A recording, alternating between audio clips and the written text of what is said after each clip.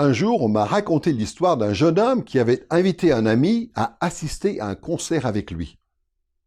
L'artiste n'était pas très connu, mais le jeune homme avait dit à son ami « Tu verras, tu vas adorer ». Son ami lui a donc demandé « Mais cet artiste, il est comparable à qui d'autre de connu ?» Le jeune homme lui a alors répondu avec beaucoup d'enthousiasme « Tu vas voir, cet artiste est différent de tout ce que tu as pu écouter jusqu'à aujourd'hui. Tu vas vraiment être impressionné quand tu vas voir à quel point il est unique dans son genre. » Nous avons tous connu ce genre de choses, n'est-ce pas? Les gens qu'on admire sont toujours semblables à d'autres gens, au moins à certains égards. Mais ce ne sont pas leurs points communs qui retiennent notre attention. Généralement, ce qui suscite le plus notre admiration, c'est la façon dont ces gens se distinguent des autres. C'est leur unicité. Et en quelque sorte, c'est la même chose avec Dieu. Tous les disciples fidèles de Christ cherchent à honorer Dieu et à l'adorer en raison de qui il est et de ce qu'il fait. Mais souvent, ce qui suscite en nous le plus d'émerveillement, c'est à quel point Dieu est glorieusement différent de tout ce qu'il a créé. Ceci est la deuxième leçon de notre série « Nous croyons en Dieu » qui est consacrée à l'étude de la doctrine de Dieu, c'est-à-dire la théologie au sens strict. Nous avons intitulé cette leçon « Ce qui fait que Dieu est différent ». Dans cette leçon, nous allons nous intéresser aux attributs incommunicables de Dieu, autrement dit, à la façon dont Dieu est foncièrement différent de sa création. Dans la leçon précédente, nous avons dit que les attributs divins étaient les perfections de l'essence de Dieu, révélées à travers toutes sortes de manifestations historiques. Les attributs de Dieu sont les qualités propres à son essence, sans lesquelles il ne serait tout simplement pas Dieu. Ce que nous avons vu aussi, c'est que les théologiens distinguent traditionnellement deux sortes ou deux types d'attributs de Dieu. Il y a les attributs communicables de Dieu, c'est-à-dire les qualités de son essence divine qui sont en partage jusqu'à un certain point avec sa création. Et il y a d'autre part les attributs incommunicables de Dieu, c'est-à-dire les qualités de son essence divine qui ne peuvent pas être en partage avec sa création. Dans cette leçon, nous allons nous intéresser à la seconde catégorie, qui est celle des attributs incommunicables de Dieu et qui concerne la façon dont Dieu est merveilleusement différent de sa création. Quand on parle de qui est Dieu et de ce qu'on peut savoir sur Dieu grâce aux Écritures, c'est-à-dire quand on parle des attributs de Dieu, les gens répartissent ces attributs en deux catégories. Les attributs communicables, c'est-à-dire des choses qui peuvent nous ressembler, et les attributs incommunicables, c'est-à-dire des choses qui sont radicalement différentes entre Dieu et nous. Pourquoi cette distinction est-elle importante? Parce qu'elle nous aide à comprendre qui est Dieu et ce qui fait son unicité. Prenons par exemple le terme d'acéité qu'on applique à Dieu et qui veut dire que Dieu existe par lui-même. Autrement dit, il ne dépend de rien, alors que nous dépendons de lui pour exister. Voilà un concept qui nous montre qu'il y a quelque chose de très différent entre Dieu et nous. La distinction donc entre les attributs incommunicables et les attributs communicables de Dieu est très utile pour nous aider à comprendre qui est Dieu, mais aussi pour nous aider à comprendre ce qui fait que Dieu est Dieu et que nous ne sommes pas Dieu. Cette leçon sur les attributs incommunicables de Dieu, c'est-à-dire sur ce qui fait que Dieu est différent de sa création, sera divisée en deux parties. D'abord, nous nous poserons la question de l'identification de ces attributs. Dans cette première partie, nous chercherons à voir comment nous pouvons distinguer et définir les attributs incommunicables de Dieu.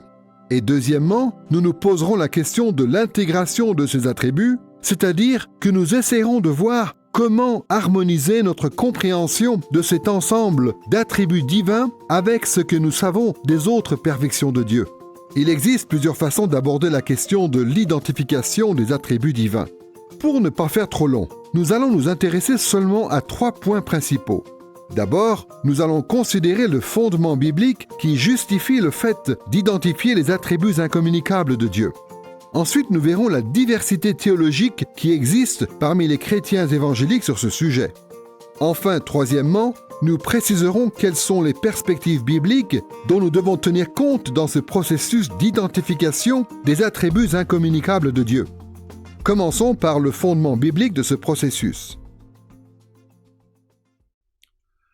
La révélation générale nous apprend beaucoup de choses sur les attributs incommunicables de Dieu, quand on compare les qualités de l'essence de Dieu avec les qualités de sa création.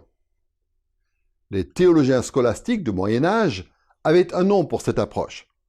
C'était la via negationis, ou la voie de négation.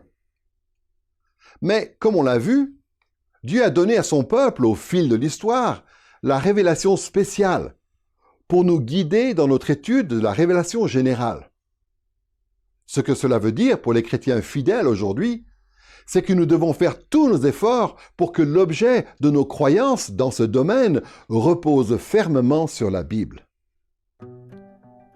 Comme on l'a dit dans la leçon précédente, à l'époque des pères de l'Église et au Moyen Âge, la théologie dans le domaine de la doctrine de Dieu était très influencée par les idées héritées des philosophies helléniques. Ces philosophies helléniques insistaient beaucoup sur la transcendance de Dieu, si bien que selon ces philosophies, Dieu était complètement retiré de l'histoire. Sous l'influence de ces idées, les théologiens chrétiens voyaient des attributs incommunicables de Dieu pratiquement sur toutes les pages de la Bible. Mais plus récemment, beaucoup de théologiens influents et critiques, et même beaucoup de chrétiens évangéliques, ont rejeté ces influences helléniques. Au lieu d'insister sur la transcendance de Dieu, ils insistent sur son immanence, c'est-à-dire sur le fait qu'il est impliqué dans l'histoire. Et pour cette raison, beaucoup de chrétiens sincères minimisent et parfois même contestent le fait que la Bible puisse être en faveur de la doctrine traditionnelle des attributs incommunicables de Dieu. À cause des doutes qui existent autour de cette question, il nous faut souligner une réalité essentielle au sujet de Dieu qui apparaît dans toutes les Écritures. Cette réalité, à laquelle les auteurs bibliques et les personnages qui apparaissent dans la Bible font souvent référence, c'est que Dieu est incomparable. Il est sans pareil, il est sans égal, il est suprême. Par exemple, dans 1 Roi chapitre 8, verset 23, Salomon fait monter cette louange à Dieu à l'occasion de la dédicace du temple. « Éternel, Dieu d'Israël, il n'y a point de Dieu semblable à toi, ni en haut dans les cieux, ni en bas sur la terre. » Il faut bien noter que Salomon, ici, ne fait aucune exception au caractère incomparable de Dieu. Il n'y a pas de Dieu, ni en haut dans les cieux, ni en bas sur la terre, qui soit semblable à lui. D'autres passages font des affirmations similaires, comme Psaume 71, verset 19, Psaume 86, verset 8 et Psaume 89, verset 7. Et dans 2 Samuel, chapitre 7, verset 22, le roi David dit ceci: « Que tu es donc grand, éternel Dieu, car nul n'est semblable à toi, et il n'y a point de Dieu en dehors de toi. » Comme on le voit ici, le roi David parle du caractère incomparable de Dieu, et il le fait d'une façon qui révèle ce que c'est que d'être Dieu. David dit que Dieu est grand, et que nul n'est semblable à lui. Mais il dit aussi que l'Éternel Dieu, ou le Seigneur Yahvé, ou Adonai Yahvé en hébreu, est si grand qu'il n'y a point de Dieu en dehors de lui. En disant cela, le roi David est en train de dire que le caractère incomparable de Dieu est essentiel au fait qu'il est Dieu. On retrouve cette idée dans d'autres passages comme Ésaïe chapitre 40 à 46 ou encore Job chapitre 40 et 41.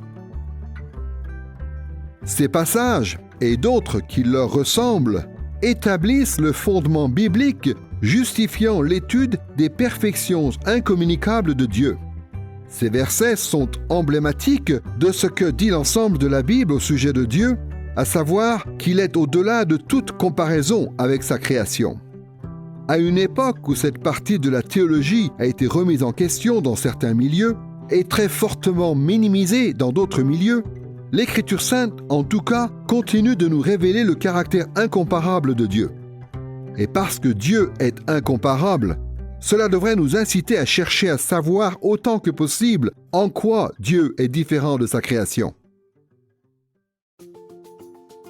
Nous venons de voir le fondement théologique sur lequel nous pouvons nous appuyer pour procéder à l'identification des attributs incommunicables de Dieu.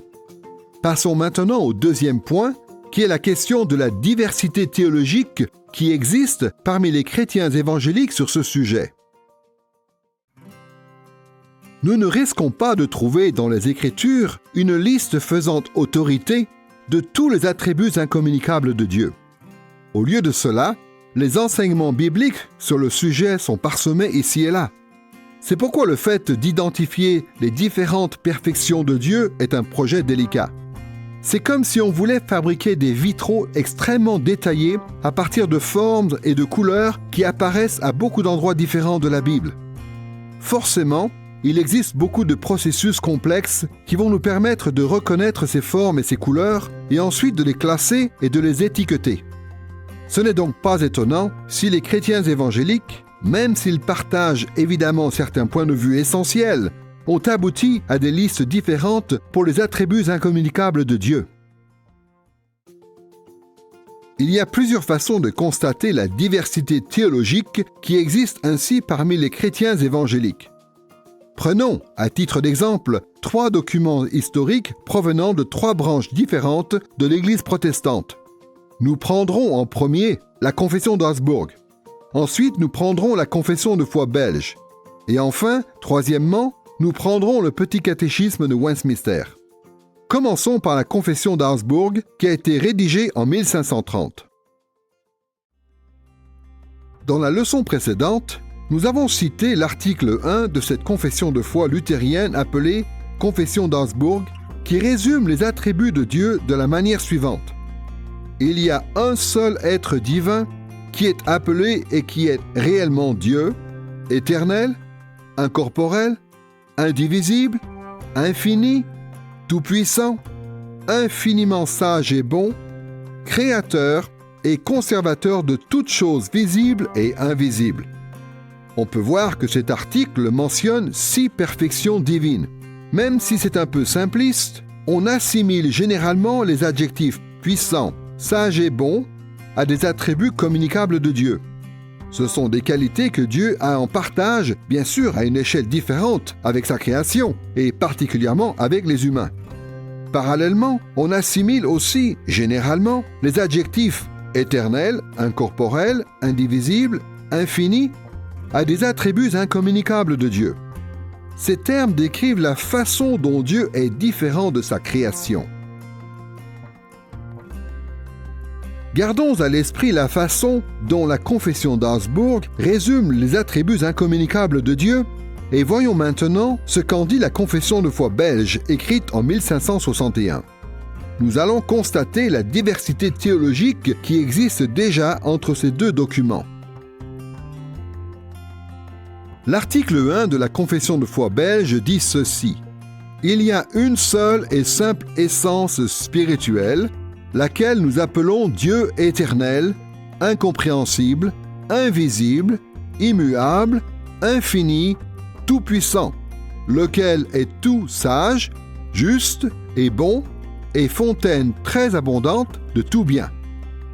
Ce qu'on voit ici, c'est qu'en plus d'affirmer que Dieu est une essence spirituelle, ce qui est basé sur les paroles de Jésus dans Jean chapitre 4 verset 24, la Confession de foi belge poursuit en appliquant 10 termes différents à Dieu. Encore une fois, c'est un peu simpliste. Mais généralement, les théologiens ont considéré que les qualificatifs puissant, sage, juste et bon étaient des attributs communicables, puisque nous-mêmes, nous pouvons aussi, à notre échelle, être puissants, sages, justes et bons. Tandis que les autres adjectifs, à savoir simple, ce qui veut dire que Dieu n'est pas constitué de différentes parties, éternel, incompréhensible, qui veut dire qu'on ne peut pas connaître Dieu de manière exhaustive, invisible, immuable et infini, font référence aux attributs incommunicables de Dieu. Nous sommes en train de constater la diversité théologique qui existe dans le domaine de l'identification des attributs de Dieu et qui apparaît déjà dans les différentes manières dont la Confession d'Augsbourg et la Confession de foi belge présentent les attributs incommunicables de Dieu. Prenons maintenant un 3e document important, un document puritain cette fois, le Petit catéchisme de Westminster, rédigé en 1647. Voici la question 4 du Petit catéchisme de Westminster. Qu'est-ce que Dieu? Et la réponse du catéchisme, Dieu est esprit, infini, éternel et immuable dans son être. Il est sagesse, puissance, sainteté, justice, bonté et vérité. Le Petit catéchisme de Westminster commence par décrire Dieu comme étant esprit, puis il énumère 10 perfections divines différentes. Nous verrons un peu plus tard que la question de ces différents attributs est complexe. Mais pour l'instant, relevons simplement que les concepts d'être, de sagesse, de puissance, de sainteté, de bonté et de vérité sont généralement considérés comme des attributs communicables, tandis que les adjectifs infini, éternel et immuable se réfèrent habituellement à des attributs incommunicables. Quand on compare ces différentes listes d'attributs incommunicables de Dieu, on peut voir qu'elles ne sont pas identiques. Les documents que nous avons cités mentionnent tous les trois le fait que Dieu est éternel et infini. Mais il n'y a que la confession de foi belge et le petit catéchisme de Westminster qui disent que Dieu est une essence spirituelle ou qu'il est esprit et que Dieu est immuable.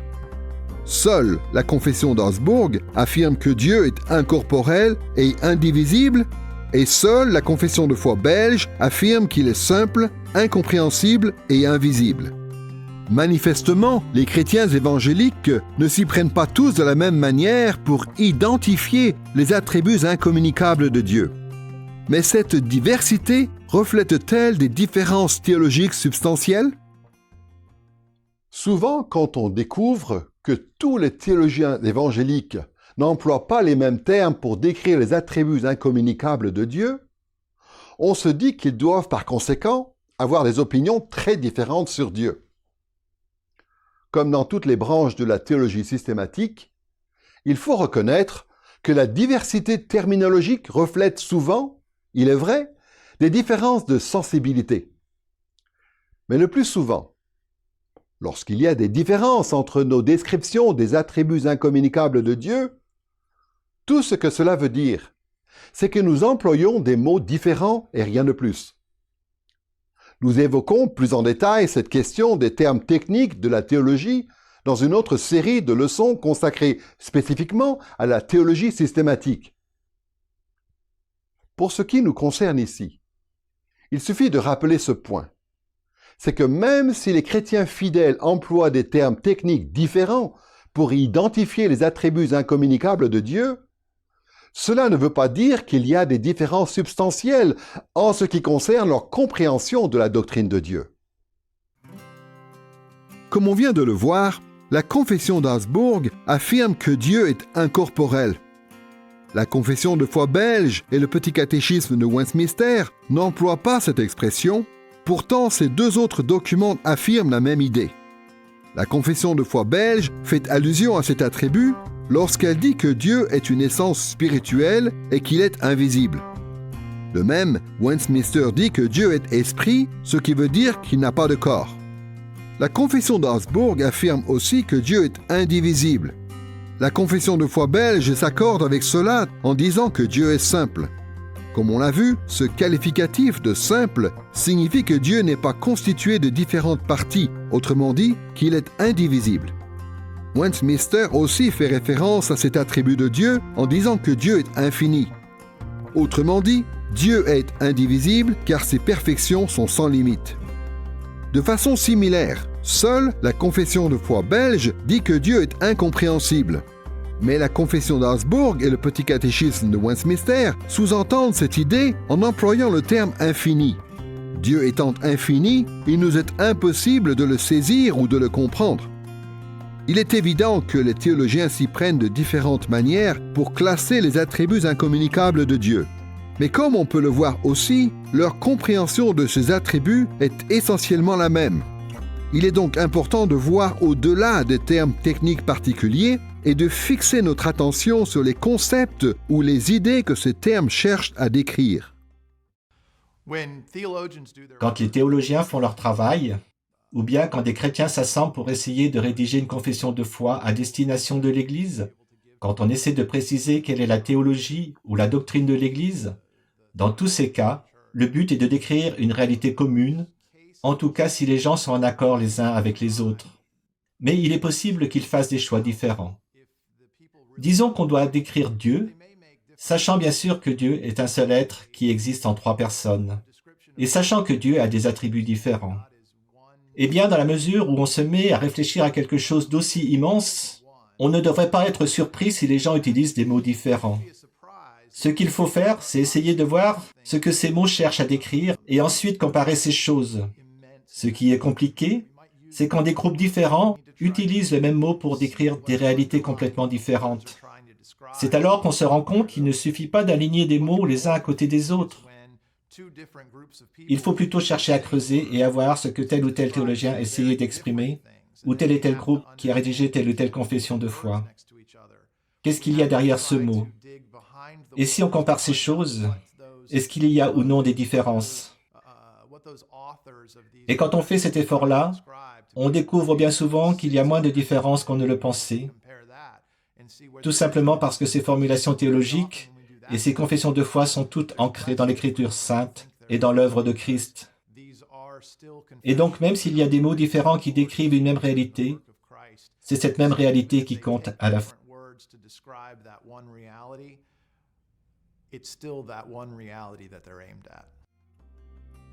Il est important de tenir compte de cette diversité terminologique, surtout qu'il existe encore d'autres termes qui sont couramment utilisés pour décrire les attributs incommunicables de Dieu. Par exemple, les chrétiens évangéliques parlent souvent de l'omniprésence de Dieu, c'est-à-dire du fait que Dieu est partout, ou de l'omniscience de Dieu, c'est-à-dire du fait que Dieu sait tout, ou encore de l'omnipotence de Dieu, c'est-à-dire du fait que Dieu est tout-puissant. Beaucoup de théologiens parlent aussi de l'aïséité de Dieu, c'est-à-dire du fait que Dieu se suffit à lui-même et qu'il est indépendant de sa création. On parle aussi de la souveraineté de Dieu, c'est-à-dire du fait que Dieu a le contrôle absolu de sa création. Bien sûr, il existe des désaccords sur certains aspects de ces doctrines. Mais globalement, s'il y a effectivement des différences de terminologie entre les théologiens évangéliques, cela ne signifie pas qu'il y a des différences importantes entre leurs points de vue. Nous avons donc pu jusqu'ici considérer le fondement biblique qui autorise l'identification des attributs incommunicables de Dieu. Et dans un deuxième temps, nous avons pu constater la diversité théologique qui existe parmi les chrétiens évangéliques par rapport à cet aspect de la doctrine de Dieu. Maintenant, nous allons relever les perspectives bibliques qui peuvent nous aider à mieux définir les perfections de Dieu. Il ne suffit pas de simplement faire une liste de termes techniques décrivant la façon dont Dieu est différent de sa création. Il faut encore faire correspondre ces termes aux enseignements pertinents de l'Écriture. Les attributs incommunicables de Dieu figurent parmi les concepts les plus abstraits de la théologie chrétienne. Par conséquent, il est arrivé que des chrétiens qui cherchaient à déterminer le sens de ce terme aboutissent à des positions vraiment extrêmes. En fait, comme on va le voir dans un instant, il est important d'incorporer tout un ensemble de perspectives bibliques sur Dieu si l'on veut éviter de tomber dans de graves erreurs concernant ses attributs incommunicables. Nous allons aborder les perspectives bibliques qui sont importantes pour notre étude des attributs incommunicables de Dieu sous deux angles. D'abord, nous allons voir la façon dont les Écritures soulignent la transcendance de Dieu comme étant un élément important pour comprendre les attributs incommunicables de Dieu. Ensuite, nous verrons ce que les Écritures nous disent concernant l'immanence de Dieu. Commençons par ce que la Bible dit sur la transcendance de Dieu. La transcendance, c'est l'idée de quelque chose qui est au-dessus et au-delà. Quand on parle de la transcendance de Dieu, ce qu'on veut dire, c'est qu'il dépasse les hommes,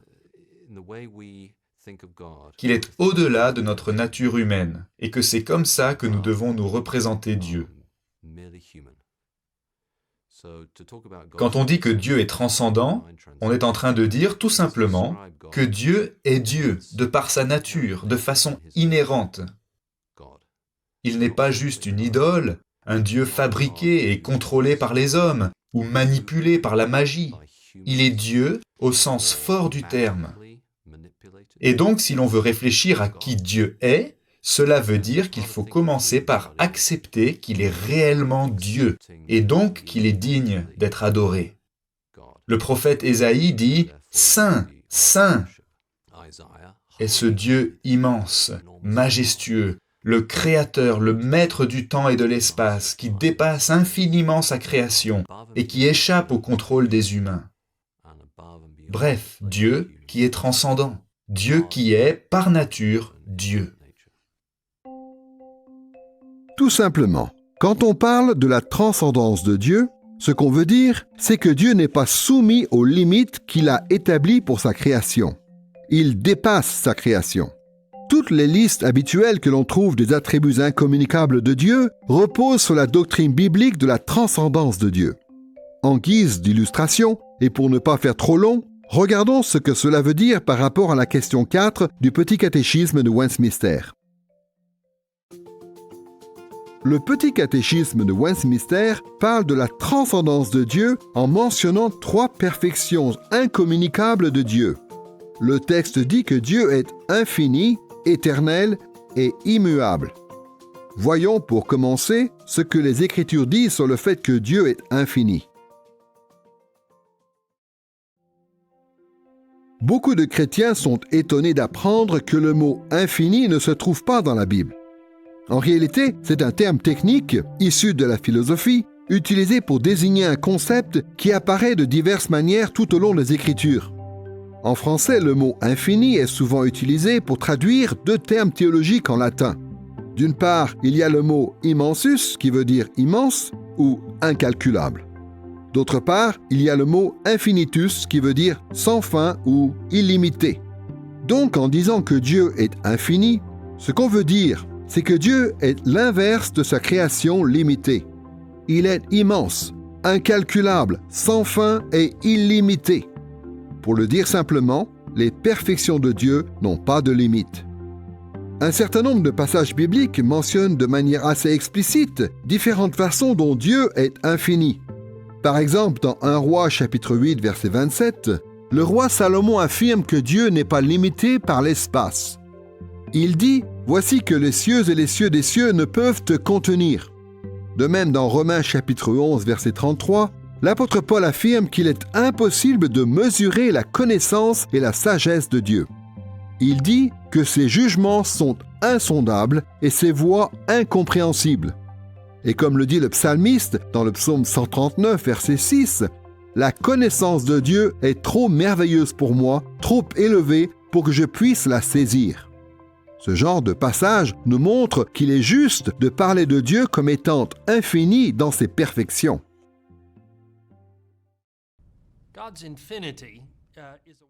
Dieu est infini. C'est une façon de dire que Dieu n'a pas de limite.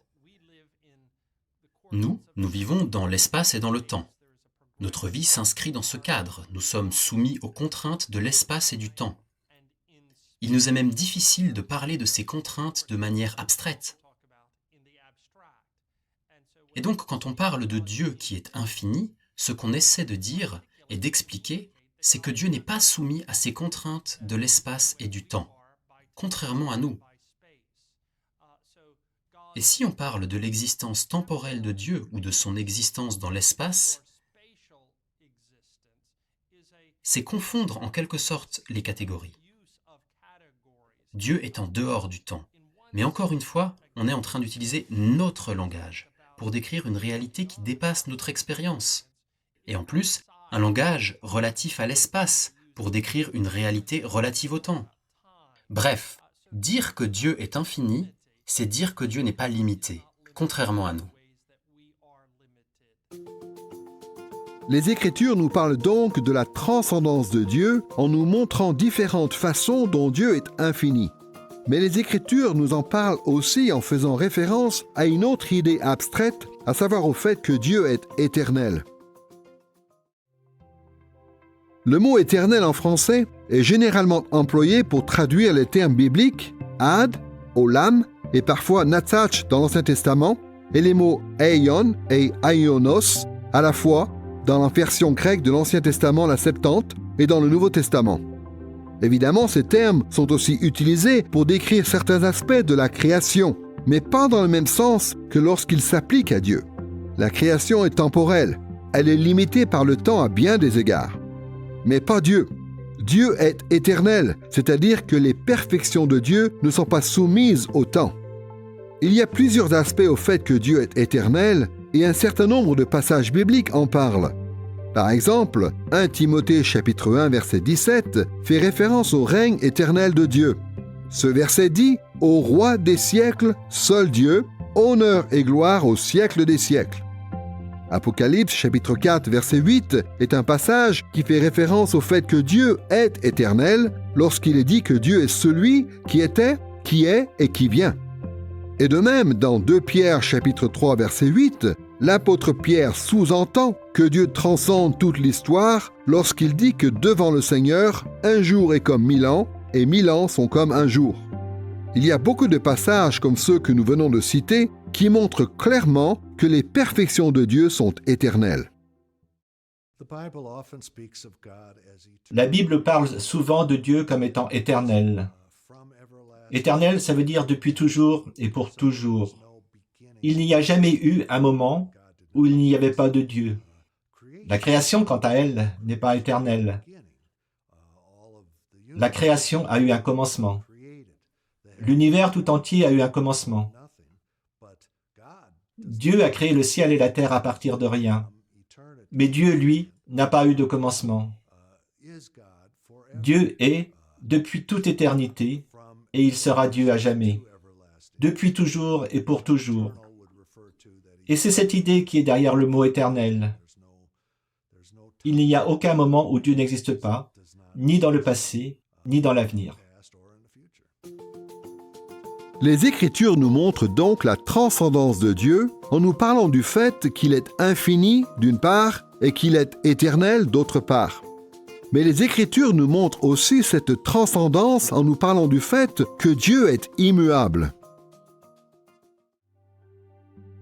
Il y a un certain nombre d'expressions bibliques qui évoquent le fait que Dieu est immuable. Le verbe « shana » en hébreu veut dire « changer ». Le verbe « nacham » veut dire « changer d'avis ». Et dans le grec du Nouveau Testament, le nom commun « parallagé » veut dire « changement » ou « variation ». L'observation du monde et la Bible elle-même nous enseignent que tout dans la création, à un niveau ou à un autre, est changeant. Mais quand ces termes bibliques s'appliquent à Dieu, ils sont utilisés pour dire quelque chose de très important concernant la différence entre Dieu et sa création. D'après la Bible, les perfections de Dieu ne peuvent pas changer. Dieu lui-même dit assez clairement dans Malachie chapitre 3 verset 6 qu'il est immuable. Dans ce verset, Dieu établit un contraste entre sa propre constance et l'inconstance du peuple d'Israël quand il dit « Je suis l'Éternel, je ne change pas ». Dans Nombre chapitre 23 verset 19, il y a là aussi un contraste entre Dieu et les humains lorsqu'il dit que Dieu n'est pas un homme pour avoir du regret, c'est-à-dire pour changer d'avis. Et dans Jacques chapitre 1 verset 17, la constance de Dieu est clairement affirmée lorsqu'il dit de Dieu qu'il est le Père des Lumières chez lequel il n'y a ni changement ni ombre de variation. Ces passages, ainsi qu'un certain nombre d'autres, nous montrent que Dieu est bel et bien immuable, c'est-à-dire qu'il ne change pas. Dieu ne change pas. Cette réalité nous est enseignée clairement dans la Bible dans beaucoup de passages. Très explicitement, il est dit par exemple que Jésus est le même hier, aujourd'hui et pour l'éternité. La Bible est claire sur le fait que Dieu ne change pas. Et pourtant, elle décrit parfois des choses qui ressemblent bien à un changement. Mais quand on parle de la loi de Dieu, par exemple, la Bible ne nous dit pas que Dieu s'est radouci avec le temps, en quelque sorte, comme s'il décidait de placer la barre un peu moins haut. Ce n'est pas comme s'il observait les hommes depuis quelques milliers d'années et qu'ils se disent aujourd'hui « Bon, je savais que les hommes n'étaient pas parfaits, mais maintenant, je vois à quel point ils sont vraiment imparfaits. Je vais donc revoir mes exigences à la baisse. » Non, la loi de Dieu ne change pas. Ce que Dieu a révélé à Moïse sur le mont Sinaï et ce qu'il nous révèle dans toutes les Écritures, tout cela vaut encore pour nous. Nous sommes soumis aux mêmes exigences et cette réalité devrait nous terrifier. Sauf que le message de l'Évangile ne change pas non plus, et cette bonne nouvelle, c'est que Dieu a toujours aimé sa création, et qu'il a toujours aimé les hommes en particulier, si bien qu'il est venu dans le monde pour intervenir dans notre vie, pour nous transformer, de façon à ce que nous ne soyons pas destinés à passer l'éternité en enfer, mais que nous puissions vivre éternellement avec lui au ciel. L'immuabilité de Dieu constitue à la fois pour nous un avertissement et en même temps un puissant encouragement. Quand on considère à la fois la révélation générale et les Écritures saintes, il est difficile de nier le fait que Dieu transcende sa création dans ces trois domaines. La création est limitée, mais Dieu est infini. La création est temporelle, mais Dieu est éternel. La création est changeante, mais Dieu est immuable. Mais attention, des termes comme infini, éternel et immuable sont tellement abstraits qu'ils peuvent facilement être mal interprétés. Par exemple, beaucoup d'étudiants novices en théologie en tirent des conclusions extrêmes. Ils semblent penser que les attributs incommunicables de Dieu constituent une barrière infranchissable entre Dieu et sa création. Malgré ce qu'enseigne assez clairement la Bible et ce qu'enseigne aussi la théologie systématique, certaines personnes ne voient que la transcendance de Dieu. Ces gens sont persuadés que si Dieu est infini, éternel et immuable, cela veut dire qu'il est incapable de s'impliquer dans le monde et d'interagir avec lui, puisque celui-ci, à l'inverse, est limité, temporel et changeant. Il y a des gens qui disent, par exemple, que puisque Dieu a une connaissance infinie, il ne s'enquiert jamais des circonstances de notre monde. Mais les Écritures affirment souvent le contraire. Par exemple, dans Genèse chapitre 18, versets 20 et 21, Dieu envoie des anges pour enquêter, en quelque sorte, sur le péché de Sodome et Gomorrhe. De façon similaire, il y a des gens qui disent que puisque Dieu est éternel, il ne patiente jamais avant de réagir à l'obéissance ou à la désobéissance des hommes. Or, c'est quelque chose qu'il fait assez souvent en réalité. Par exemple, dans Deutéronome chapitre 8, verset 2, il est dit que Dieu a attendu de voir comment le peuple d'Israël réagirait à sa mise à l'épreuve avant d'exercer son jugement. De plus, beaucoup de gens disent que puisque Dieu est immuable, il ne répond jamais aux prières. Mais tout au long de la Bible, Dieu répond aux prières. On le voit par exemple dans Exode chapitre 32, verset 14. Dieu déclare à Moïse qu'il va exterminer les Israélites rassemblés au pied du mont Sinaï. Mais ensuite, il répond favorablement à la prière d'intercession de Moïse et il s'abstient de détruire son peuple. Alors comment font les théologiens évangéliques pour concilier leur compréhension des attributs incommunicables de Dieu avec ce genre de choses que nous voyons dans la Bible? Trop souvent, malheureusement, on réduit ces exemples d'interaction entre Dieu et sa création à de simples apparences. De ce point de vue-là, Dieu ne s'implique pas vraiment dans sa création, il donne simplement l'impression qu'il le fait. Mais quand on conçoit les attributs incommunicables de Dieu de telle sorte que cela minimise l'implication de Dieu dans sa création, on porte atteinte en réalité au cœur de la foi biblique. Qu'est-ce qui pourrait bien être plus important dans l'Écriture que le fait que Dieu s'implique réellement et pleinement dans sa création qui est limitée, temporelle et changeante? Qu'est-ce qui pourrait bien être plus important pour nous tous que le fait que Dieu interagisse avec nous? Pour éviter de tels écueils, il est vraiment important d'incorporer dans notre étude toutes les perspectives bibliques qui concernent les attributs incommunicables de Dieu. Nous venons de voir, en l'occurrence, l'importance de la transcendance de Dieu dans ce domaine. Maintenant, nous allons voir que la Bible affirme aussi l'immanence de Dieu. Globalement, l'immanence de Dieu désigne le fait que Dieu est impliqué dans sa création. En fait, la Bible parle beaucoup plus de l'interaction immanente de Dieu avec le monde que de la transcendance de Dieu. On le constate dans tous les textes qui se rapportent aux interventions de Dieu dans l'histoire. On parle de manifestation historique de Dieu, c'est-à-dire de toutes les façons dont Dieu s'implique dans le déroulement de l'histoire biblique. Les Écritures nous parlent de Dieu à travers des descriptions. Elles désignent Dieu par des noms et des titres, elles le décrivent par des métaphores et des comparaisons, et elles nous racontent des actes de Dieu. Dans certains cas, les Écritures attirent notre attention sur des manifestations historiques de Dieu à court terme, c'est-à-dire sur de courtes périodes de l'histoire, et à d'autres moments, les Écritures nous racontent ce que Dieu fait dans l'histoire à long terme, c'est-à-dire sur de longues périodes. La Bible nous parle des actes de Dieu sur la terre, comme parfois dans le ciel. Nous découvrons certaines interactions de Dieu avec le monde physique, et parfois avec le monde spirituel, avec de grands groupes de personnes, et parfois avec des petits groupes, avec des familles, et parfois avec des individus. Malheureusement, il est arrivé que des chrétiens bien intentionnés interprètent mal cet accent que la Bible met sur l'immanence de Dieu. Certains ont pensé que les interactions de Dieu avec sa création réfutaient l'idée de la transcendance divine. Certains points de vue à ce sujet sont plus extrêmes que d'autres. Mais il existe en tout cas cette tendance qui consiste à insister tellement sur l'immanence de Dieu qu'on en vient à rejeter ses attributs incommunicables. Par exemple, certains ont affirmé que Dieu devait être limité, puisqu'on voit dans la Bible qu'il pose des questions, qu'il exprime sa frustration, ou qu'il ne surmonte pas instantanément le mal. Certains théologiens ont prétendu que Dieu n'était pas éternel, puisqu'avant d'agir, il attend d'avoir d'abord mis son peuple à l'épreuve et de lui avoir proposé le salut et de l'avoir menacé de jugement. Ces mêmes théologiens ont supposé que Dieu pouvait changer, puisque Dieu répond aux prières, parfois il fait marche arrière, et parfois il semble réviser ses exigences.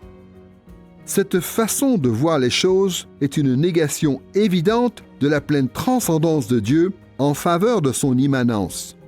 Mais en niant ainsi le fait que Dieu soit infini, éternel et immuable, on porte aussi atteinte au cœur même de la foi chrétienne.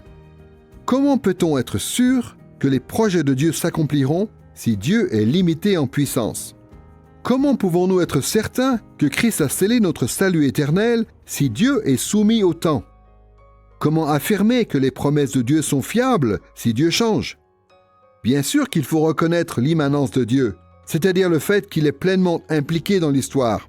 Mais il faut reconnaître aussi, en même temps, ce qu'enseignent les Écritures concernant les attributs incommunicables de Dieu. Pour avoir une juste perception des attributs incommunicables de Dieu, il faut garder à l'esprit l'ensemble des perspectives bibliques qui nous parlent à la fois de la transcendance de Dieu et de son immanence. Ce n'est pas facile à faire parce que nous mesurons bien vite les limites de notre capacité humaine à sonder les mystères de Dieu. Comme c'est le cas avec beaucoup de sujets difficiles tels que la Trinité ou la double nature de Christ, nous nous retrouvons face à des vérités concernant Dieu que nous ne pouvons pas pleinement saisir. Mais ce qu'on peut dire en tout cas, c'est que la Bible nous appelle à reconnaître à la fois la transcendance de Dieu et son immanence. Nous devons maintenir à la fois la réalité des perfections incommunicables de Dieu et la réalité de l'implication de Dieu dans sa création. Ce point de vue biblique est parfaitement résumé par le psaume 115, verset 3, qui dit ceci: « Notre Dieu est au ciel, il fait tout ce qu'il veut. » Notons la façon dont ce verset considère la transcendance de Dieu, c'est-à-dire le fait que Dieu est au ciel, comme étant la base à partir de laquelle on peut être sûr que Dieu fait tout ce qu'il veut dans le monde. Il y a certainement là quelque chose de mystérieux. Mais le fait que Dieu est infini ne signifie pas qu'il demeure détaché de ce qui est limité. Dans la vision biblique, c'est au contraire parce que Dieu est infini qu'il peut pleinement, et comme il le souhaite, s'impliquer dans un monde limité. Dieu est éternel, mais cela ne veut pas dire qu'il reste en dehors du temps. C'est parce qu'il est éternel qu'il peut intervenir dans le temps comme il le décide. Dieu est immuable, mais cela ne veut pas dire qu'il doit être absent d'un monde changeant. C'est au contraire parce que Dieu est immuable dans toutes ses perfections qu'il interagit comme il veut avec sa création. Comme on l'a dit, il faut incorporer l'ensemble de ces perspectives bibliques qui nous parlent de la transcendance de Dieu et de son immanence pour pouvoir maintenir une juste compréhension des attributs incommunicables de Dieu. En théologie, on parle à la fois de la transcendance de Dieu, c'est-à-dire du fait qu'il est grand et exalté, et en même temps de l'immanence de Dieu, c'est-à-dire du fait qu'il est présent et qu'il est proche. Dieu est intimement impliqué dans les affaires de ce monde, et il est près de nous. Et cette réalité, nous la voyons de façon suprême en Jésus-Christ, qui est Dieu incarné. Le Fils de Dieu, invisible, est devenu visible en prenant une chair humaine, et il a véritablement connu la situation d'un homme. Et je crois que l'immanence de Dieu nous est manifeste aussi par la présence et l'œuvre de Dieu le Saint-Esprit. C'est là un des mystères relatifs à l'essence et au caractère de Dieu. Dans cette leçon, où nous cherchons à voir ce qui fait que Dieu est différent de sa création, nous avons donc pu, dans un premier temps, nous poser la question de l'identification des attributs incommunicables de Dieu. Maintenant, nous allons passer à la seconde partie de cette leçon, qui est consacrée à l'intégration ou à l'harmonisation des attributs incommunicables de Dieu avec ses autres perfections. Il est très courant pour le théologien systématique de faire la distinction entre les attributs incommunicables de Dieu et ses attributs communicables. Mais la question a souvent été posée de savoir si cette distinction est vraiment utile. Les Écritures ne séparent pas les attributs divins pour les ranger dans des catégories distinctes. En fait, comme on va le voir, les auteurs de la Bible abordent tous les attributs de Dieu comme étant reliés entre eux. Donc, si nous voulons voir ce qui fait que Dieu est différent de sa création, il va falloir que nous comprenions qu'il est différent de nous dans tous ses attributs. Autrement dit, Dieu est transcendant. Il est sans égal, pas juste dans certaines dimensions de son essence divine, mais dans toutes les dimensions de son essence divine. Nous allons envisager l'intégration des attributs incommunicables de Dieu ou leur harmonisation avec les autres perfections de Dieu en 3 étapes. Premièrement, nous allons évoquer le fondement biblique de cette démarche. Ensuite, nous verrons la diversité théologique qui existe dans ce domaine parmi les chrétiens évangéliques. Enfin, troisièmement, nous soulignerons les perspectives bibliques dont il faut tenir compte pour intégrer correctement tous les attributs de Dieu. Commençons par le fondement biblique de notre démarche qui consiste à intégrer ou à harmoniser les attributs de Dieu. Le concept d'intégration des attributs de Dieu s'accorde avec la doctrine chrétienne traditionnelle de la simplicité de Dieu. Dire que Dieu est simple ne veut pas dire qu'il est facile à comprendre. Ce que les théologiens veulent dire par là, c'est que l'essence de Dieu n'est pas composite, c'est-à-dire qu'elle n'est pas constituée de plusieurs parties. Comme le dit le premier article de la Confession d'Augsbourg, Dieu est indivisible. Et comme le dit aussi le premier article de la Confession de foi belge, Dieu est une seule et simple essence spirituelle.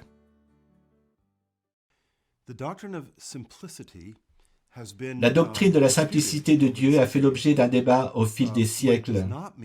Ce que cette doctrine ne veut pas dire, c'est qu'il n'y a pas de personnalité en Dieu, pas de mouvement, aucun dynamisme, aucune caractéristique. Cela ne veut pas dire que Dieu est simple, comme s'il était un genre d'être platonique, dépourvu de tout attribut. Ce que cela veut dire, en revanche, si je peux le dire ainsi, c'est qu'il est une seule sorte d'être. Il n'ajoute rien à sa nature qui viendrait d'ailleurs. Il n'est pas composé de différentes parties. Il n'est pas un ensemble d'éléments associés les uns aux autres, comme le pensent certains théologiens. La Bible dit que Dieu est esprit. Par définition, un esprit est un être simple, qui n'est ni composé, ni complexe. Il n'y a pas de polythéisme possible. Et c'est une doctrine qui nous est très rassurante, car cela veut dire que notre Dieu est pur. Il n'est pas un assemblage de choses qui ont été incorporées dans son être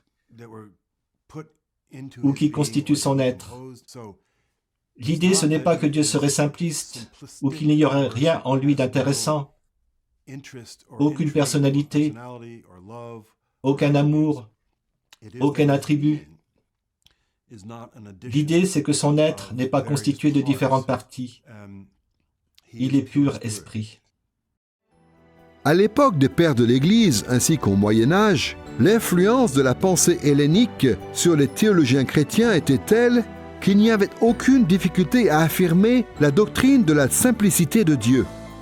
Dans la pensée hellénique, en effet, on insistait beaucoup sur l'unité absolue ou la pureté de Dieu.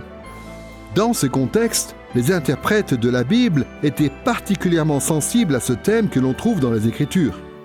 Mais plus récemment dans l'histoire, l'influence de la pensée hellénique s'est dissipée et par conséquent, un certain nombre de théologiens ont commencé à émettre des doutes sur le fait que les Écritures enseignent, en réalité, la doctrine de la simplicité ou de l'unité de l'essence de Dieu. Il est donc important pour nous de souligner quel est le fondement biblique de cette doctrine. Les paroles de Moïse que l'on trouve dans Deutéronome chapitre 6 verset 4 ont souvent été utilisées pour défendre l'idée de la simplicité de Dieu. Dans ce verset, il est dit ceci: « Écoute Israël, l'Éternel notre Dieu, l'Éternel est un. » D'autres traductions proposent des formulations quelque peu différentes. « L'Éternel notre Dieu est un seul Éternel. L'Éternel est notre Dieu, l'Éternel seul. » Ou encore « L'Éternel est notre Dieu, il est le seul Éternel. » Certains interprètes ne voient pas la simplicité de Dieu dans ce passage.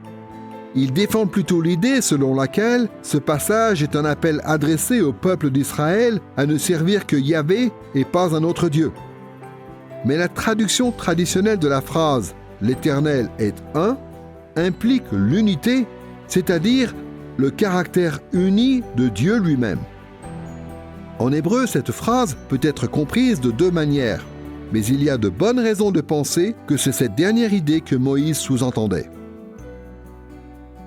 Il y aurait beaucoup d'arguments que l'on pourrait avancer en faveur de la traduction traditionnelle de ce verset, mais voici surtout ce qu'il faut savoir. Dans le livre du Deutéronome, Moïse appelle les Israélites à être fidèles à Dieu et à se détourner de tout autre Dieu. Nous savons très bien que parfois, les Israélites étaient tentés de commettre l'apostasie en rejetant complètement le Seigneur et en servant les dieux des autres nations.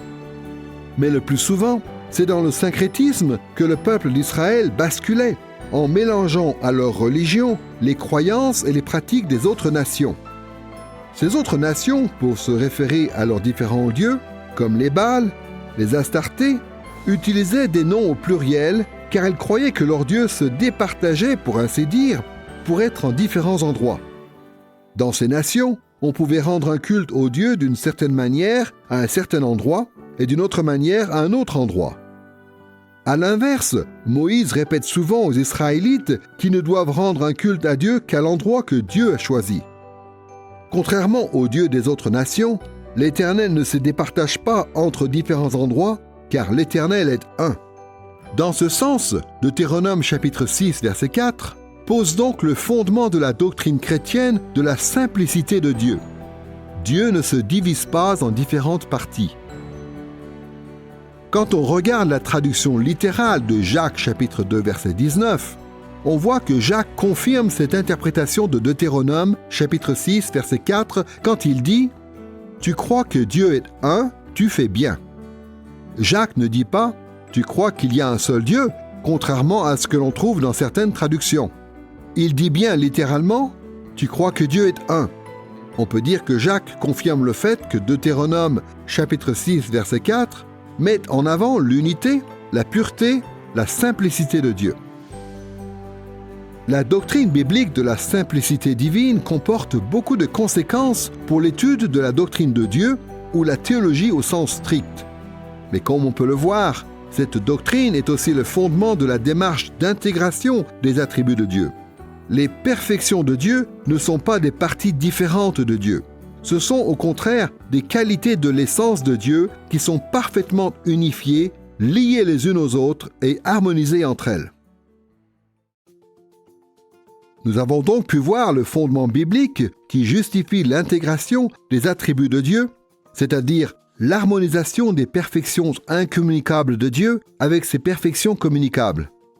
Passons maintenant au deuxième point, celui de la diversité théologique qui existe entre les chrétiens évangéliques par rapport à cette démarche. Ce qu'on a vu plus tôt dans cette leçon, c'est que différents courants évangéliques ont employé des termes différents pour décrire les attributs incommunicables de Dieu, mais qu'il y avait quand même une solide entente entre ces différentes approches. Et à bien des égards, on peut dire la même chose concernant l'harmonisation des attributs incommunicables de Dieu avec ses attributs communicables. Cette intégration des attributs de Dieu a été abordée de bien des manières différentes. Mais d'une façon ou d'une autre, les chrétiens évangéliques ont dans l'ensemble toujours affirmé l'importance de cette démarche. En vue d'examiner la diversité théologique qui existe à ce sujet parmi les chrétiens évangéliques, nous allons reprendre les 3 documents que nous avons déjà cités. D'abord, nous allons regarder la confession d'Augsbourg, puis nous prendrons la confession de foi belge, et enfin, nous nous tournerons vers le petit catéchisme de Westminster. Commençons par la confession d'Augsbourg. Pour rappel, le premier article de la confession d'Augsbourg dit de Dieu qu'il est éternel, incorporel, indivisible, infini, tout-puissant, infiniment sage et bon. Comme on l'a dit plus tôt, les termes éternel, incorporel, indivisible et infini désignent plutôt les attributs incommunicables de Dieu, puisqu'ils décrivent la façon dont Dieu est différent de sa création.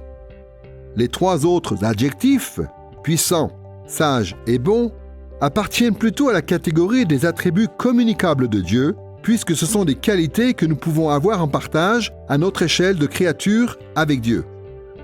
Mais il faut bien noter que la confession d'Augsbourg ne présente pas ces 2 catégories comme étant complètement séparées. Le texte ne dit pas simplement que Dieu est puissant, sage et bon. Il y a un adverbe qui est ajouté, l'adverbe infiniment, du latin immensus. Dans le texte original, en latin, la façon dont la phrase est formulée indique que Dieu est infiniment puissant, infiniment sage et infiniment bon. En fait, la confession d'Augsbourg envisage le fait que Dieu est puissant, sage et bon à travers le filtre, en quelque sorte, de son immensité ou de son infinité. Le caractère infini de Dieu éclaire et qualifie sa puissance, sa sagesse et sa bonté. En disant les choses de cette manière, la confession d'Augsbourg reconnaît que le caractère infini de Dieu, en tant qu'attribut incommunicable, est pleinement intégré avec ses attributs communicables.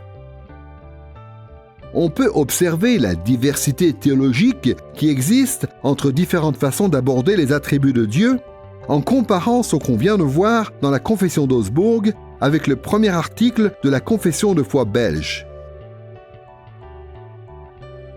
La confession de foi belge dit que Dieu est éternel, incompréhensible, invisible, immuable, infini, tout-puissant, lequel est tout sage, juste et bon.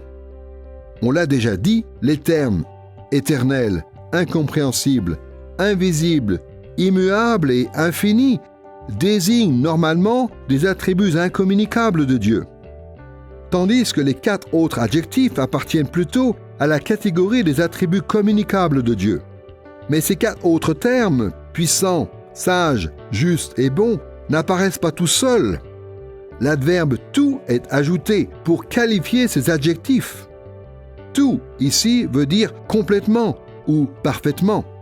Le sens est donc que Dieu est parfaitement puissant et parfaitement sage. Et par implication, tout s'applique aussi aux 2 derniers adjectifs, en sorte que Dieu est aussi parfaitement juste et parfaitement bon.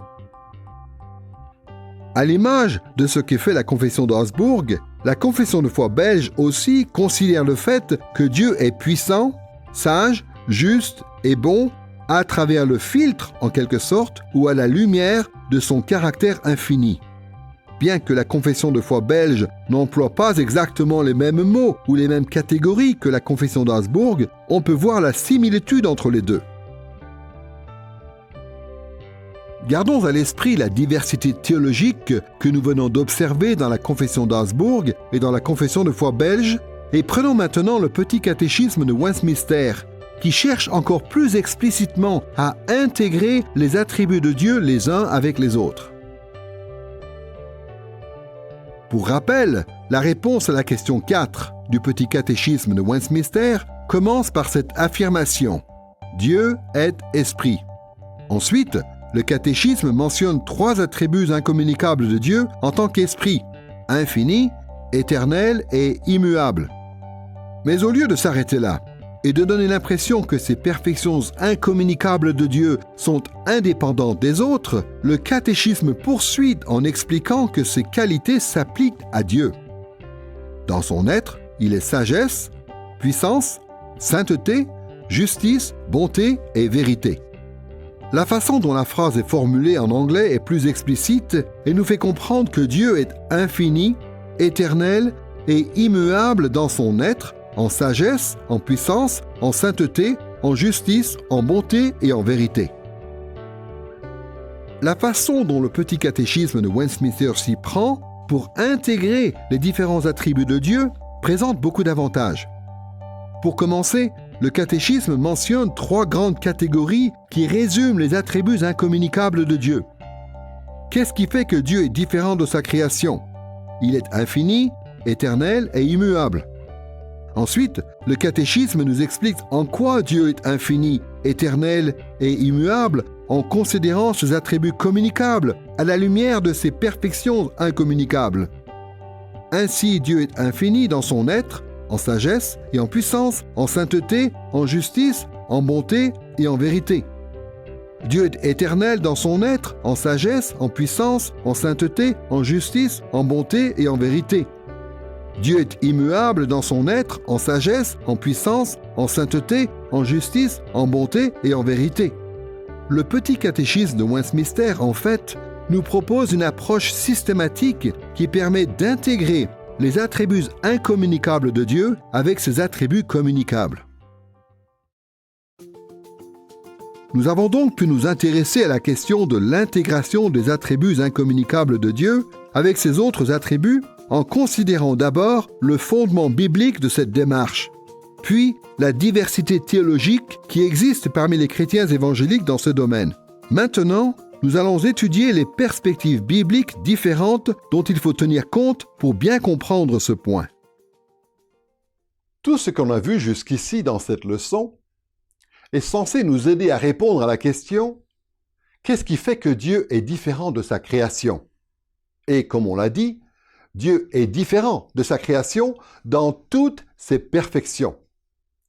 Les Écritures pointent vers cette réalité de tant de manières différentes que l'on ne pourra examiner que quelques-unes de ces perspectives bibliques. Mais l'idée principale est la suivante.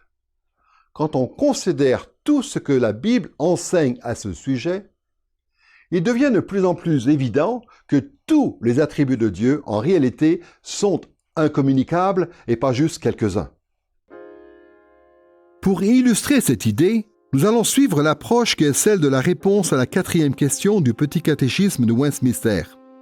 Comme on l'a vu à cet endroit, le catéchisme a une approche systématique où il affirme que Dieu est infini, éternel et immuable dans chacun des attributs qui sont mentionnés ensuite. Les perspectives bibliques concernant l'intégration ou l'harmonisation des attributs de Dieu sont riches et nous allons essayer de les voir en considérant les 7 attributs communicables qui sont mentionnés dans le petit catéchisme de Westminster, en commençant par le premier, à savoir l'être ou l'existence de Dieu. À bien des égards, l'être de Dieu, ou son existence, le fait qu'il est un attribut communicable, c'est-à-dire qui est en partage avec la création de Dieu. Nous savons que tout ce que Dieu a créé existe vraiment, y compris les êtres humains. Mais nous ne comprenons pas bien le caractère proprement glorieux de l'existence de Dieu si nous ne reconnaissons pas quelle est la différence fondamentale entre son existence et la nôtre. Notre être est limité, temporel et changeant, tandis que l'être de Dieu est infini, éternel et immuable.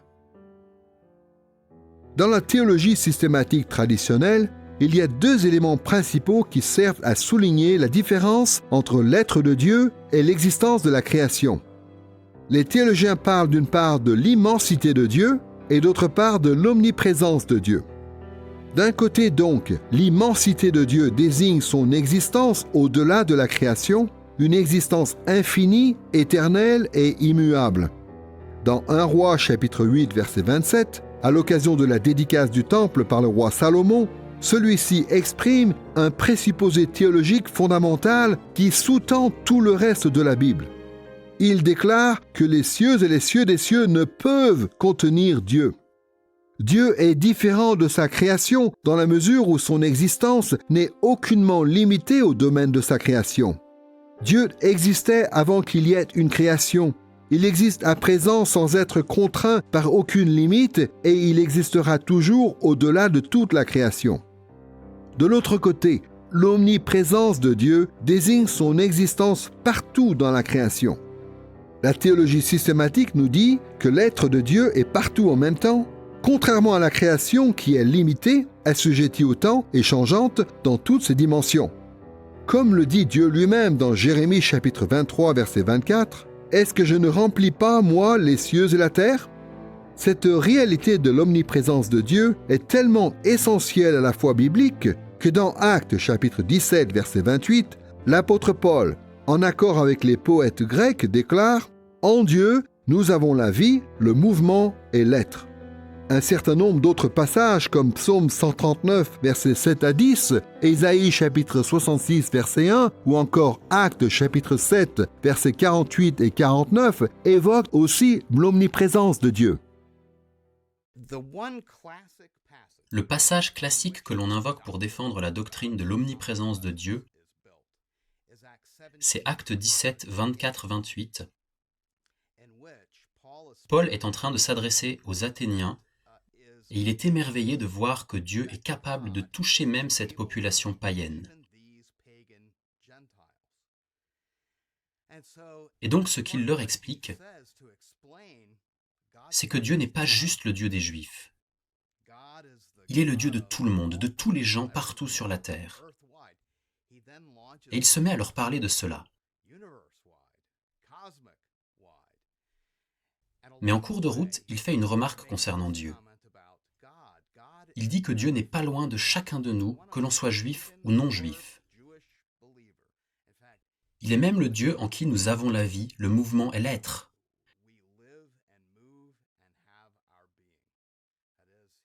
C'est-à-dire que Dieu est vraiment partout.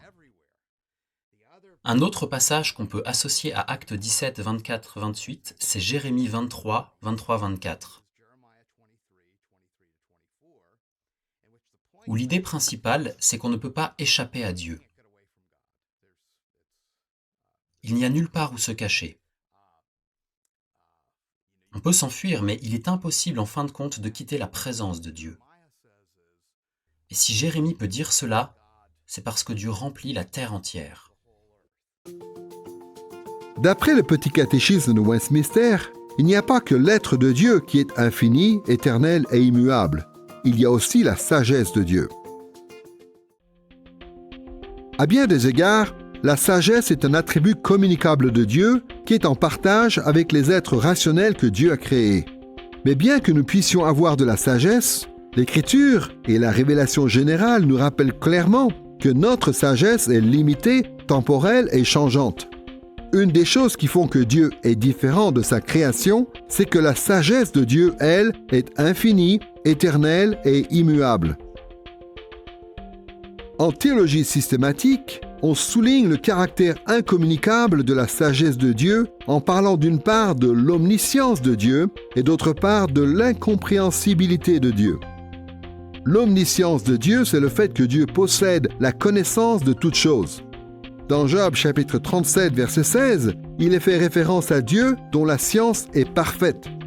Dans Hébreux chapitre 4, verset 13, il est dit qu'il n'y a aucune créature qui soit invisible devant lui. Et le psaume 33, verset 15, dit que Dieu est attentif à toutes les œuvres des habitants de la terre. Il y a beaucoup d'autres passages qui parlent de l'omniscience de Dieu quand il est dit par exemple que Dieu sait des choses que nous ne savons pas.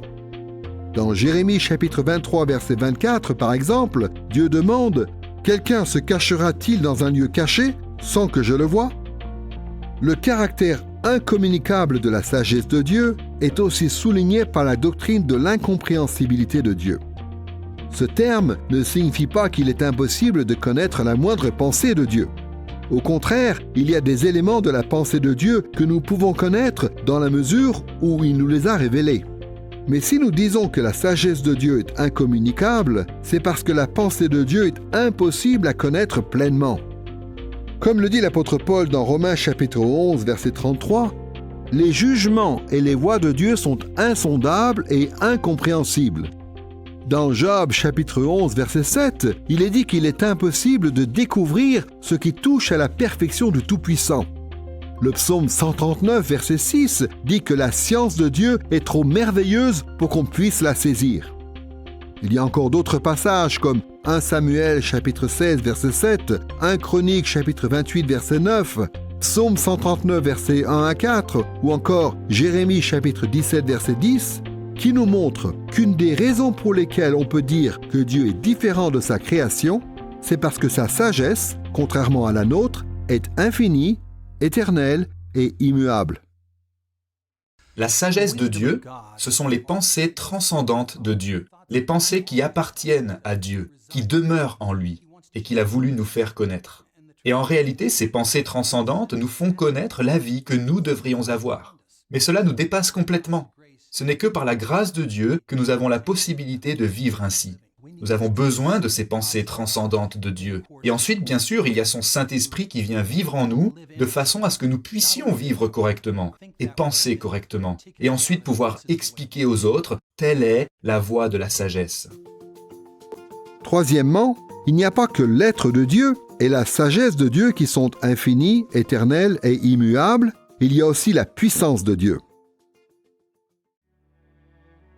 La Bible et la révélation générale nous montrent toutes les deux que la puissance de Dieu est un attribut communicable à bien des égards, puisque la puissance est une qualité que l'on trouve dans la création. Mais même les puissances les plus importantes dans la création sont malgré tout limitées, temporelles et changeantes. Donc la Bible nous montre aussi dans quel sens on peut dire que la puissance de Dieu est incommunicable. Pour souligner le contraste qui existe entre la puissance de Dieu et la puissance qui peut exister dans la création, les théologiens parlent généralement de l'omnipotence de Dieu d'une part et de la souveraineté de Dieu d'autre part. D'un côté donc, on a l'omnipotence de Dieu qui désigne le fait que Dieu est tout-puissant. Dans Job chapitre 42 verset 2 par exemple, Job s'exclame « Je reconnais que tu peux tout ». Le psaume 115 verset 3 dit que Dieu fait tout ce qu'il veut. Dans Jérémie chapitre 32 verset 17, le prophète loue Dieu en ces termes « Rien n'est trop difficile pour toi ». Et dans Matthieu chapitre 19 verset 26, c'est Jésus qui rassure ses disciples en leur disant qu'à Dieu tout est possible. Alors bien sûr, il y a une précision importante à faire ici. C'est que la puissance de Dieu n'est jamais indépendante de ses autres attributs. C'est-à-dire que Dieu ne fait jamais rien qui contredise les autres perfections de son essence. Ainsi, les Écritures mentionnent explicitement plusieurs choses que Dieu ne peut pas faire. Il nous a dit par exemple que Dieu ne peut pas mentir, ni pécher, ni changer, ni se renier lui-même, dans des passages comme Nombre chapitre 23 verset 19, 1 Samuel chapitre 15 verset 29, 2 Timothée chapitre 2 verset 13, Hébreux chapitre 6 verset 18 et Jacques chapitre 1 verset 13 et 17. Donc, tout en gardant cette précision à l'esprit, nous pouvons être certains que Dieu est omnipotent, c'est-à-dire que la puissance de Dieu est infinie, éternelle et immuable. Les passages de la Bible qui semblent dire qu'il y a des choses que Dieu ne peut pas faire ne concernent pas, en réalité, l'omnipotence de Dieu. Naturellement, Dieu ne peut faire que ce qui est conforme à sa nature. Ce serait une profonde contradiction avec sa nature si Dieu mentait, par exemple. Donc, dans un sens, il y a bien des choses que Dieu ne peut pas faire, mais c'est selon sa nature. De l'autre côté, la théologie systématique fait aussi référence à la puissance de Dieu, qui est infinie, éternelle et immuable, sous l'expression « la souveraineté de Dieu ». La souveraineté de Dieu, c'est son contrôle absolu de la création. Il faut reconnaître que les différentes branches de l'Église n'ont pas toutes le même point de vue sur la façon dont Dieu exerce précisément sa souveraineté sur la création. Nous reviendrons sur ce point dans une prochaine leçon.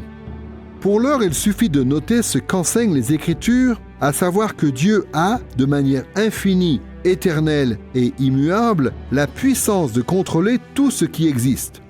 Comme le déclare le roi Josaphat dans 2 Chroniques chapitre 20 verset 6, « N'est-ce pas toi qui détiens la force et la puissance, toi à qui personne ne peut résister ?» Ou encore comme le dit Job dans Job chapitre 42 verset 2, « Rien ne peut s'opposer à tes projets. » Dans Daniel chapitre 4 verset 32, Même le roi Nebuchadnezzar reconnaît que Dieu agit comme il lui plaît, avec l'armée des cieux et avec les habitants de la terre. Dans Éphésiens chapitre 1 verset 11, la souveraineté de Dieu est telle qu'il opère tout selon la décision de sa volonté. Et dans Romains chapitre 8 verset 28, l'apôtre Paul nous rappelle la souveraineté de Dieu même dans les moments d'épreuve, car dit-il, toutes choses coopèrent au bien de ceux qui aiment Dieu. Il y a encore bien d'autres passages dans la Bible qui nous montrent clairement que la souveraineté de Dieu est infinie, éternelle et immuable. Après avoir mentionné l'être de Dieu, la sagesse de Dieu et la puissance de Dieu, le petit catéchisme de Westminster affirme aussi que la sainteté de Dieu est infinie, éternelle et immuable. À bien des égards, la sainteté est un attribut communicable de Dieu, puisque la sainteté est en partage avec certains aspects de la création. Les Écritures affirment fréquemment que certains lieux, certains objets, certains esprits ou certains individus sont saints. Les termes bibliques que nous traduisons par saint, sacré ou sanctifié sont généralement les adjectifs kadosh en hébreu ou hagios en grec, qui signifient simplement séparé ou mis à part.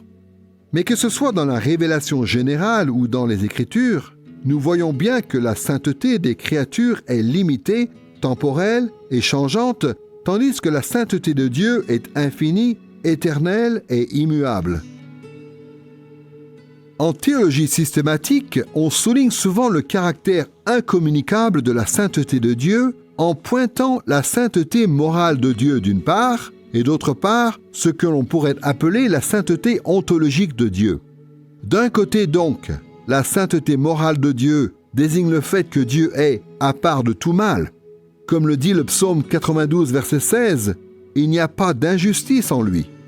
Dans Habakkuk, chapitre 1, versets 12 et 13, on trouve aussi cette exclamation « Éternel, mon Dieu, mon Saint, tes yeux sont trop purs pour voir le mal, tu ne peux pas regarder l'oppression. » La pureté morale de Dieu est un élément tellement essentiel de la foi biblique que Jacques déclare très clairement dans Jacques chapitre 1 verset 13 « Dieu ne peut être tenté par le mal et ne tente lui-même personne. » Par ailleurs, les Écritures parlent aussi de ce que certains appellent la sainteté ontologique de Dieu.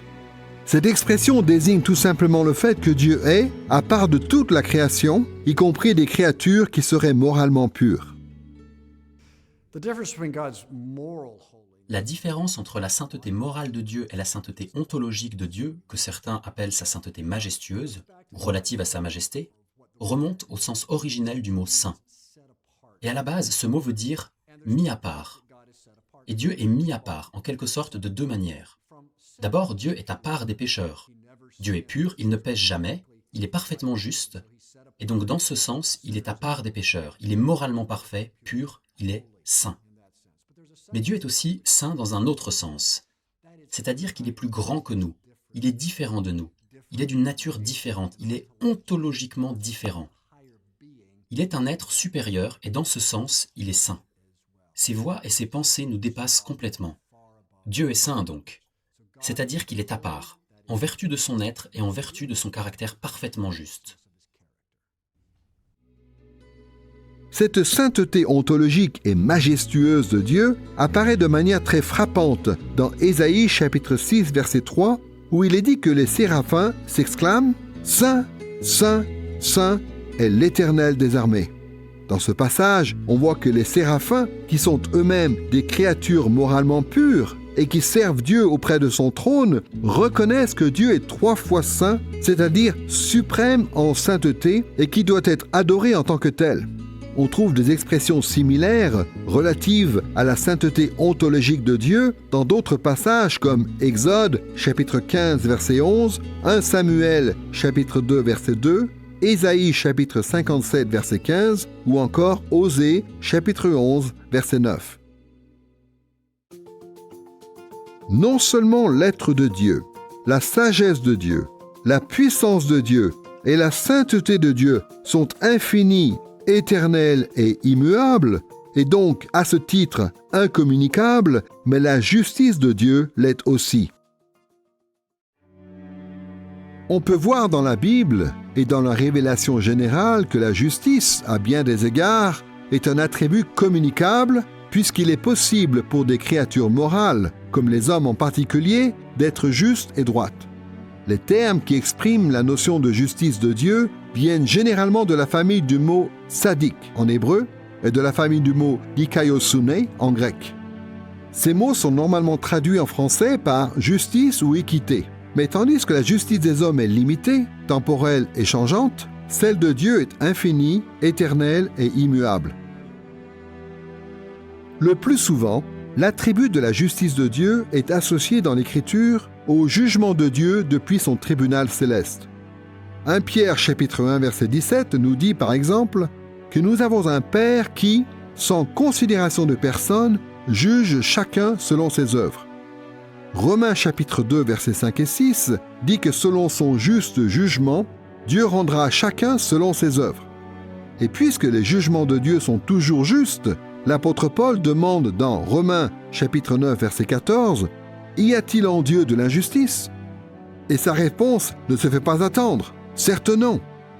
Dans Deutéronome chapitre 32 verset 4, c'est Moïse qui déclare que toutes ses voies sont équitables. C'est lui qui est juste et droit. Ce n'est donc pas du tout étonnant si Jésus, dans Jean chapitre 17 verset 25, s'adresse à son Père céleste en l'appelant Père juste. En théologie systématique, la justice de Dieu est généralement déclinée autour de deux thèmes principaux. D'une part, les récompenses de Dieu, qui sont toujours justes, et d'autre part, les châtiments de Dieu, qui sont toujours justes. D'un côté, il est dans la nature de Dieu d'accorder des récompenses justes comme salaire de la justice. Comme le dit le psaume 58, verset 12, « Il y a une récompense pour le juste, car il y a un Dieu qui exerce le jugement sur la terre. » L'apôtre Paul, à son tour, fait allusion à la justice qui est attribuée à tous ceux qui sont justifiés en Christ, lorsque dans 2 Timothée chapitre 4, verset 8, il parle de la couronne de justice que le Seigneur, le juste juge, donnera à tous ceux qui auront aimé son apparition. Parfois, on a l'impression que la justice n'est pas récompensée. Pourtant, nous pouvons être certains que Dieu dispensera des récompenses justes, car la justice de Dieu demeure infinie, éternelle et immuable. D'un autre côté, il est aussi dans la nature de Dieu d'infliger des châtiments justes comme salaire du mal. Dans 2 Thessaloniciens chapitre 1 versets 6 à 8, l'apôtre Paul insiste sur le fait qu'il est juste selon Dieu de punir ceux qui ne connaissent pas Dieu et ceux qui n'obéissent pas à l'évangile de notre Seigneur Jésus. Et dans Actes chapitre 17 verset 31, Paul appelle son auditoire à la repentance, car dit-il, Dieu a fixé un jour où il va juger le monde selon la justice par un homme qu'il a désigné. En fait, cette réalité du juste châtiment de Dieu à l'encontre du péché constitue un pilier de la foi biblique.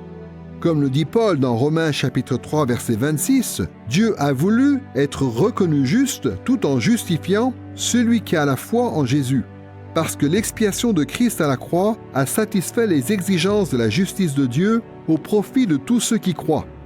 Il y a encore beaucoup d'autres passages de la Bible qui montrent la façon dont la justice infinie, éternelle et immuable de Dieu se manifeste par des châtiments justes. Après l'être de Dieu, la sagesse de Dieu, la puissance de Dieu, la sainteté de Dieu et la justice de Dieu, le petit catéchisme de Westminster mentionne la bonté de Dieu. On peut dire que la bonté, à bien des égards, est un attribut communicable, puisque les Écritures disent souvent que la création est bonne. Dans Genèse, chapitre 1, verset 31, Dieu observe sa création et déclare que c'est très bon. L'apôtre Paul confirme cette parole divine dans 1 Timothée, chapitre 4, verset 4. De manière générale, les termes « tov » en hébreu et « agathos » en grec désignent l'approbation dont quelqu'un ou quelque chose fait l'objet. Par conséquent, beaucoup d'aspects de la création peuvent être appelés bons. Évidemment, lorsque la création est bonne, c'est toujours de manière limitée, temporelle et changeante, alors que la bonté de Dieu, au contraire, est infinie, éternelle et immuable. Quand les Écritures disent que Dieu est bon, ce que cela veut dire, c'est que Dieu est infiniment, éternellement est immuablement digne d'approbation. Ayant dit cela, nous devons préciser qu'il n'existe aucune norme de bonté que Dieu doit satisfaire en dehors de lui-même. Dieu est la définition même de la bonté. Comme le dit le premier article de la Confession de foi belge, Dieu est bon et la fontaine très abondante de tout bien. En théologie systématique, la bonté de Dieu est liée à un grand nombre d'enseignements bibliques. Mais pour simplifier, on peut considérer la bonté de Dieu sous deux angles principaux. D'une part, la bonté directe de Dieu, et d'autre part, la bonté indirecte de Dieu. Premièrement donc, le concept de la bonté directe de Dieu désigne le fait que la bonté de Dieu se manifeste par sa bienveillance, sa miséricorde, son amour et sa patience envers ses créatures. Par exemple, le psaume 34, verset 9, considère que la bienveillance de Dieu prouve sa bonté quand il est dit « Goûtez et voyez combien l'Éternel est bon ». La bonté de Dieu est associée à sa miséricorde et à sa compassion dans Exode, chapitre 33, verset 19, lorsque Dieu dit à Moïse « Je ferai passer devant ta face toute ma bonté. Je fais grâce à qui je fais grâce, et j'ai compassion de qui j'ai compassion. » Le psaume 25, verset 7, évoque l'amour de Dieu qui découle de sa bonté lorsqu'il est dit « Souviens-toi de moi en fonction de ton amour à cause de ta bonté éternelle. » D'autres passages font ressortir d'autres aspects de la bonté de Dieu, comme Psaume 23, verset 6, Psaume 73, verset 1, Psaume 145, versets 9, 15 et 16, ou encore Marc, chapitre 10, verset 18. Mais la manifestation la plus directe de la bonté infinie, éternelle et immuable de Dieu, c'est l'amour éternel que Dieu porte pour Christ et pour tous ceux qui sont en Christ. Voici ce que dit l'apôtre Paul dans Éphésiens chapitre 1, versets 4 à 6. « Dans son amour, il nous a prédestinés par Jésus-Christ à être adoptés selon le dessein bienveillant de sa volonté pour célébrer la gloire de sa grâce qui nous a accordée en son bien-aimé. » Ce que le contexte plus large de ce passage nous fait comprendre, c'est que nous avons été adoptés par amour, c'est-à-dire par l'amour que Dieu avait envers nous avant même la création du monde. Et cet amour éternel de Dieu pour son peuple nous est communiqué en Christ, ou comme le dit l'apôtre Paul, en son bien-aimé. L'amour de Dieu pour ceux qui sont en Christ s'enracine dans l'amour infini, éternel et immuable du Père pour le Fils. La Bible nous parle beaucoup de l'amour de Dieu pour nous. Il y a beaucoup d'aspects différents à cet amour de Dieu pour nous, et il nous manifeste cet amour de beaucoup de façons différentes. Mais la Bible nous fait clairement comprendre que la façon dont Dieu prouve suprêmement et définitivement son amour pour nous, c'est en nous envoyant son Fils unique. Dans Jean 3,16, il est dit que Dieu a tant aimé le monde qu'il a donné son Fils unique. La démonstration suprême de l'amour de Dieu, c'est le don de son Fils au monde, dans le but de sauver le monde. Mais plus précisément encore, l'amour de Dieu se manifeste dans ce que Dieu a donné à son Fils d'accomplir pour nous. Il est venu pour s'offrir en sacrifice pour nos péchés. En fait, ce n'est pas nous qui avons aimé Dieu, mais c'est Dieu qui nous a aimés et qui a envoyé son Fils comme expiation pour nos péchés. Il y a là quelque chose qui doit vraiment nous encourager. En fait, c'est l'apôtre Paul qui reprend cette idée dans Romains 8 et qui nous livre cet encouragement. Dieu qui n'a pas épargné son propre Fils, mais qui l'a livré pour nous tous, comment ne nous donnera-t-il pas aussi tout avec lui par grâce? Donc Dieu nous a vraiment montré de manière suprême et définitive à quel point il nous aimait en nous donnant son Fils. Nous pouvons donc lui faire pleinement confiance et être certains qu'il nous aime. D'un autre côté, l'Écriture nous montre aussi la bonté infinie, éternelle et immuable de Dieu en nous parlant de la bonté indirecte de Dieu. De quoi s'agit-il? Il s'agit de l'assurance que Dieu va réaliser le bien en dépit des difficultés et des épreuves qui affectent temporairement sa création. Une des objections les plus importantes à l'idée que Dieu puisse être bon, c'est la présence du mal dans la création de Dieu.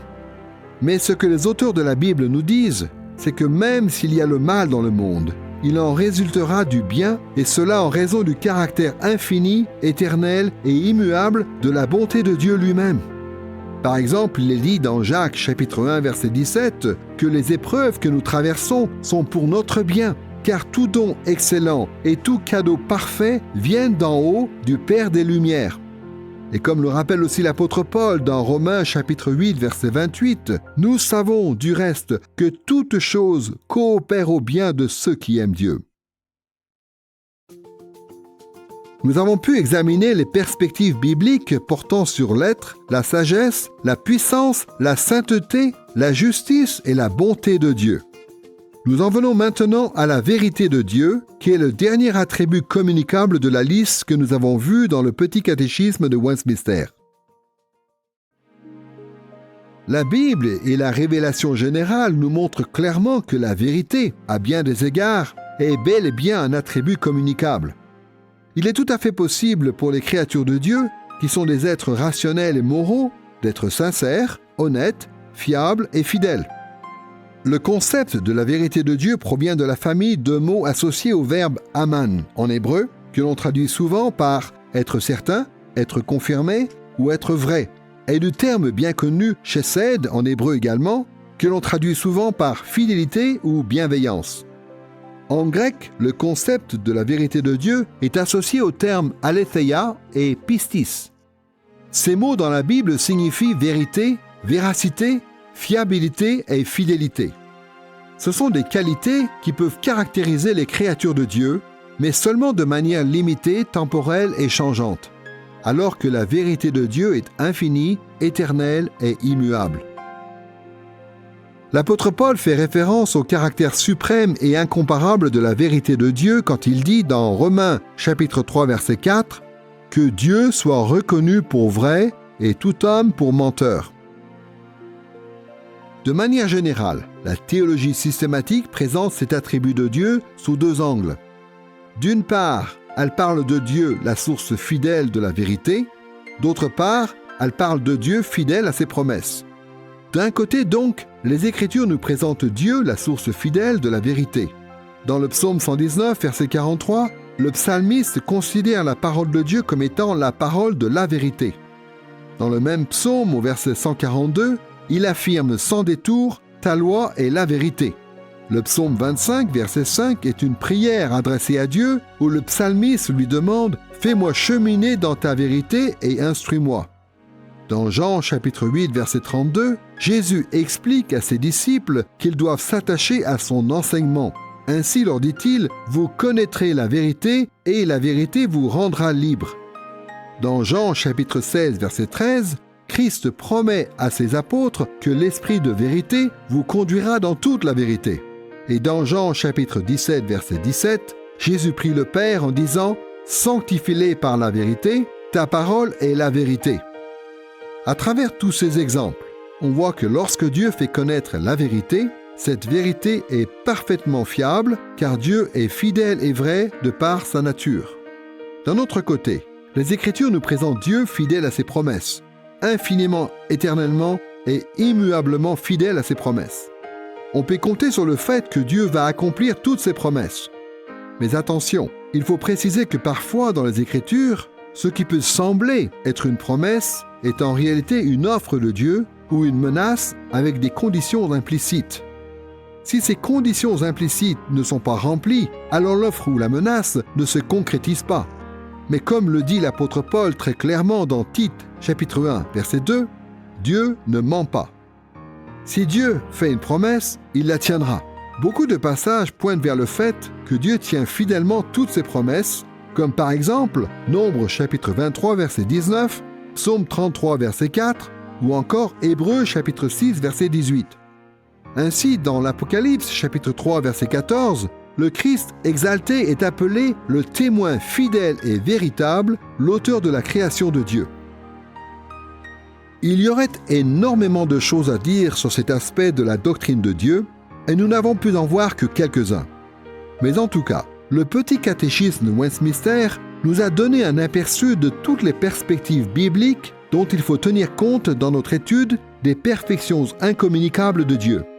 Comme on a pu le voir, les Écritures ne nous disent pas que Dieu est infini, éternel et immuable seulement dans certains de ses attributs, mais bien dans tous ses attributs.